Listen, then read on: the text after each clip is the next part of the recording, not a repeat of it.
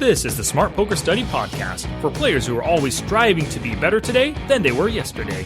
Through strategy discussions, Q&As, and Poker Pro interviews, we'll dive deep into everything related to poker tactics, study techniques, and the mental side of the game.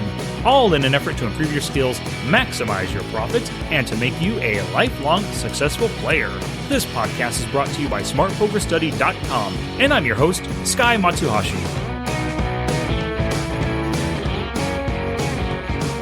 Poker people, in case you missed it, make sure to listen to episode 1, where I talked about how to get the most from free poker content online, and I gave you a killer list of free content creators.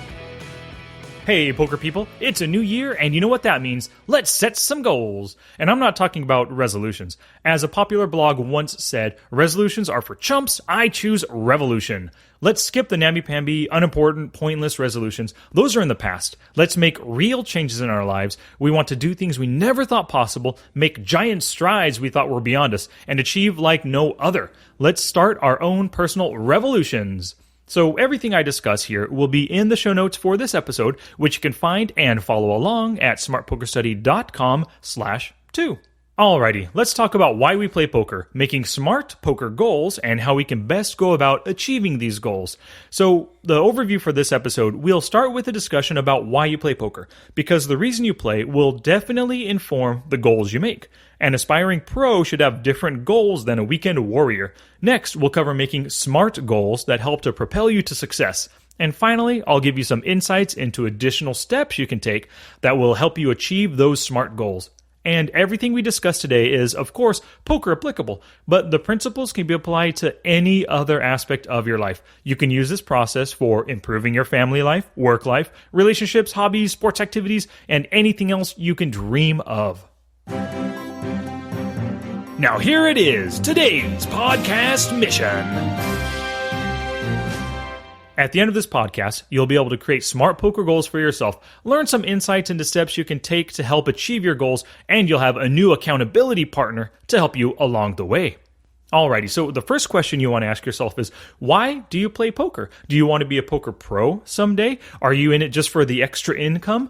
Are you just all about having fun, being a weekend warrior, playing with your buddies? Or are you just starting out and you're not sure where you want poker to take you? So please take a moment, pause the podcast, and complete this sentence. I play poker because blank. I want you to do this because your reason for playing will help to inform the smart poker goals you are about to set. The goals of an aspiring poker pro should be much different from those of a weekend warrior. Alrighty, so I've already mentioned it a few times, SMART poker goals. Well, SMART is a popular acronym used by many different sectors, mostly in relation to goal setting. It was first mentioned by Peter Drucker back in 1954 in a book called The Practice of Management. And I think it has stood the test of time because it's so damn intuitive, it's easy to remember, and it works incredibly well. A SMART goal is one that is defined as specific, measurable, achievable, relevant, and time-bound. S-M-A-R-T, SMART. So let's get to each of these right now. So S is for specific. Goals must be written clearly and simply, defining exactly what you intend to accomplish. So one of my goals for this year is, by September 1st, 2016, I'll be playing 200 NL cash games online with a bankroll of $18,000. So for those who don't know, 200 NL means you're playing $1, $2, no limit online cash games. And like 50 NL would be 25 cent, 50 cent, no limit hold'em cash games. So this is a very specific goal detailing what level I want to be playing at and how big my bankroll needs to be for me to get there.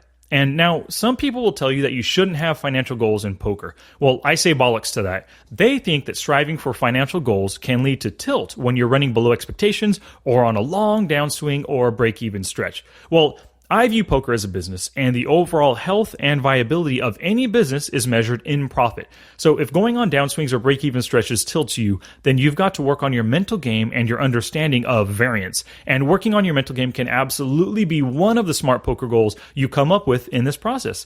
And besides financial and mental game goals, in poker, you can make goals for the number of hands played, hours played, tourneys played, how many tables you play when multi-tabling, study goals, forum posts, videos watched. The list is enormous, I recommend making a financial goal, then some non-financial goals that will help you achieve that financial goal. For example, for me to get from a 6K bankroll to the 18K bankroll I want, I need to dedicate lots of time to studying and to playing. So a study goal could be 12 hours per week, and a playing goal could be 20 hours per week over the course of the upcoming 8 months. So S was for specific. M is for measurable. Goals must be measurable. If you can't measure them, how do you know you've achieved anything? And measurable goals allow you to break it up into milestone goals to make the pursuit of each much more possible in your mind. We'll get to breaking up goals in a little bit, but with my 200 NL 18K bankroll goal, these are both measurable. Either I hit them or I don't. So that's SM. A is for achievable. Goals must be achievable and not impossible. You should feel stretched and challenged by the goal, but it can't be so obviously out of reach that you are doomed from the start. You need to have the knowledge, skills, or abilities to achieve the goal or be able to plan how you're going to possess those things. And ultimately, achievable goals are motivation. Impossible goals derail progress or prevent you from even starting. This goal of playing 200 NL is definitely achievable, as evidenced by many others doing it in the past. Now, it's a stretch and will push me to work on my game, and that's a great thing. So SMAR, R is for relevant. Your goal needs to matter to you and those around you. Is your overall aim with poker to keep it as a hobby and just have fun with buddies on Friday nights? Then making a goal of studying 5 hours per week or earning $1,000 per month just ain't for you. Also, if those who support you think your goals are relevant, you're more likely to get help you need from them when you need it. And you'll be more likely to pursue goals that are relevant to your overall aim in poker. So this goal of playing 200 NL is definitely relevant, as No Limit Hold'em is my game of choice, and I want to supplement my other income. I don't have the goal of being a poker pro just yet, but I'm way beyond poker being just a hobby. So SMART, T is for time bound. There must be a time frame for your goals. We all know that any task expands to fit the time allotted to it. So a goal without an end date could take years to attain. Deadlines add a sense of urgency as well. And also, having no time frame is just one less incentive for you to achieve your goals. And setting the end date of my goal about 8 months away from now puts a good deadline on it and gives me a sense of urgency. So just to recap the SMART acronym, S is specific, M measurable, A achievable, R relevant, and T time-bound. So those are SMART goals. And within the show notes for this page, you'll have access to a PDF designed to help you create your own SMART poker goals. So head to the show notes now and give that a look-see.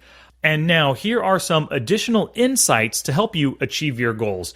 The first insight is break it up. Take your big goal, in this case for me, it's an 18K bankroll, and break it up into small milestone goals. If I'm at 6K now, then that means I need to make $12,000 over the next 8 months. So that's $1,500 per month. The thought of 1.5K per month is more doable than 18K in 8 months. Insight number 2 is map out what needs to happen. What skills will you have to improve in order to achieve your goals? Which leaks are currently costing you money? You need to know what to work on, so make an honest assessment of your current game and make a list of leaks to fix. Then, systematically tackle this list one at a time. All of your studies should be geared towards fixing these leaks or adding new skills to your repertoire. So the third insight is get others involved. Do you need to enlist the help of a coach? Start a study group? Goals are always more easily achieved if you've got a team of people working on them. Don't do this on your own. Enlist a team and help each other. The fourth insight is accountability. Tell others about your goals, preferably people who will hold you to the fire. Whether it's a best friend, poker buddy, significant other, or calling your Uncle Fred, tell someone who will ask you about your progress and who you will feel like you've let down if you don't achieve it. Personal accountability is a super motivator. Also, public displays like putting it on Facebook are great as well. So please find somebody to hold you accountable. The fifth insight is periodic assessment. Each quarter, each month, week, each day, even if it's a shorter goal, you've got to assess your progress. Are you on track to meet your goal? Are your milestone goals getting hit, or are you off track? You may have to reassess your goals or rethink your plan and make some changes, or buckle down and work even harder to achieve your goals. So just to recap the 5 insights. Number 1 is break the goal up. Number 2, map out what needs to happen. Number 3, get others involved. Number 4 is accountability. Find an accountability partner. And number 5 is periodic assessment. And The Smart Poker Goal Setting PDF that you can find in the show notes also contains a list of these insights to help you achieve your goals. Challenge! Here's my challenge to you for this episode. Email me one of your Smart Poker goals. Remember, make it specific, measurable, achievable, relevant, and time-bound, and I will be happy to be one of your accountability partners.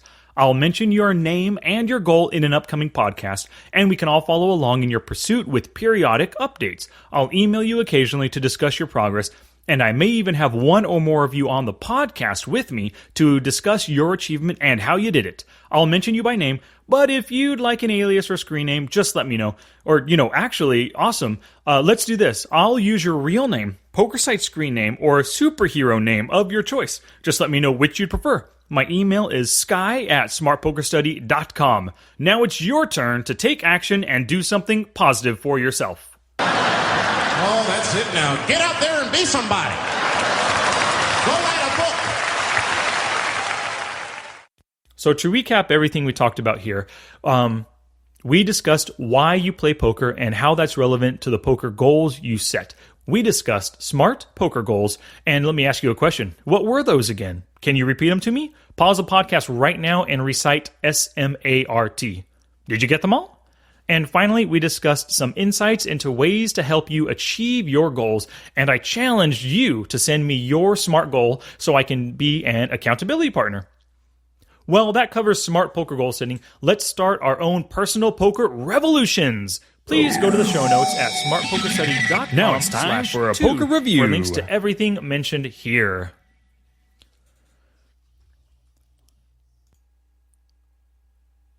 Okay, I'm going to talk about an awesome tournament training site called thepokeracademy.com. This was first developed by a couple of guys named Ron Upshaw and Rep Porter. You might have heard of Rep before. He's won a few WSOP bracelets, great tournament player, longtime coach, and he seems to really know his stuff, from watching some of these videos here that he's created. The other guy he made it with was Ron Upshaw. Now, Ron used to be a radio personality. Maybe he's still kind of a radio personality, but he's a recreational player, and he developed a friendship with Rep, and together they built this training site. When you go visit thepokeracademy.com, you can sign up for the mailing list, and when you do that, you get an awesome 8-video training series called Chips as Weapons. I signed up for the list. I got these videos, went through all of them, took a ton of notes, and I learned quite a bit about tournament play because Rep Porta is a great teacher, and I learned a lot from him. He has a simple way of explaining things. He gets really detailed, but at the same time, very simplistic sounds bad, but it's a very simple, detailed way to explain the situations, in tournament poker. And he's just a great coach. I learned a lot from it. So I really recommend you visit thepokeracademy.com. And actually, they're putting on right now a 12-week challenge. It's a free webinar series where you can sign up for one webinar a week. And so if you go to the show notes for this page, you'll find a link to the 12-week challenge where you can sign up and get one webinar each week. I don't know what those webinars are going to be yet, but I guarantee because it's Rep and Ron involved, they're going to be good tournament strategy things. So please check out their site. Alrighty, poker people, be sure to listen to the next episode, number 3, where I discuss the best self-help book ever written, The One Thing by Gary Keller and Jay Papasan, and how you can use it to improve any area of your life, including your poker career. So I'd like to ask you for your constructive feedback on this episode. Did I deliver on my mission as outlined in the beginning? Did I miss anything you think I should have discussed? Did I drop the ball entirely? Whatever you'd like to tell me, please visit the show notes at www.smartpokerstudy.com/2 and leave a comment there. You can also send an email to sky@smartpokerstudy.com, tweet me at smartpokerstudy, or post your question in the Facebook group at smartpokerstudy.com/discuss. If you've got any questions for Friday's Q&A episode, please send them to me through all the channels just mentioned. Your question can be related to what we discussed today or anything else. If I read and answer your question, I'll give you a shout out in the episode and you'll be famous for a day. Plus, if you've got an idea for a podcast topic you'd like me to discuss, I'd love to hear that as well. And if you haven't done so already, head to smartpokerstudy.com and join my mailing list. I send out cool handwritten notes every Friday to my readers with strategy bits and a weekly wrap-up of all that went down at Smart Poker Study. Plus, you'll get the Ultimate Poker Resource Guide for free just for signing up. If you enjoyed our time together and learned a little something, please share it with a friend. You can tweet out the link to the show notes, retweet my tweets, Facebook your friends about us, email our homepage to your Uncle Fred, whatever. Word of mouth is the best advertising, and a recommendation from you to your friends will be most appreciated. Until next time, study smart, play hard, and make your next session the best one yet. Tonight